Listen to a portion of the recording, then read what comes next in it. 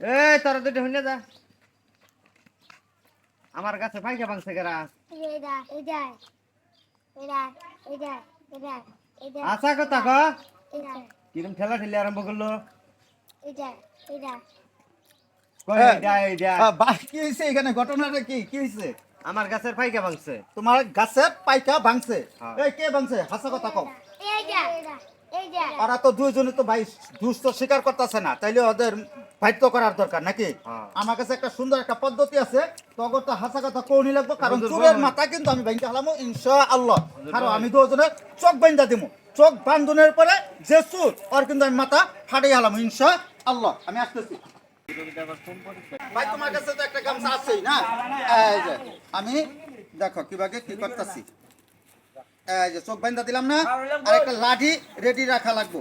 একটা লাঠি দিয়া চুর যে আর মাথাটা আমি বাইঙ্গা ফেলাম ইনশাআল্লাহ। একটা লাঠি নিয়ে আসো। যে চুর ওর মাথা আমি ভাঙতাছি না। এই আহারের শিকার কেন নিছে তাড়াতাড়ি ক। চুরের মাথা বাংলাম। হ্যাঁ তুই নিছস, তাহলে এতক্ষণ স্বীকার করলি না কে লেগে?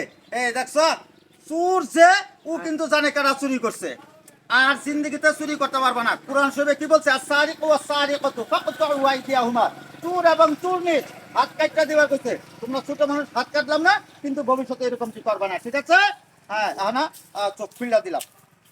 কারো জিনিস চুরি করা ভালো নয়।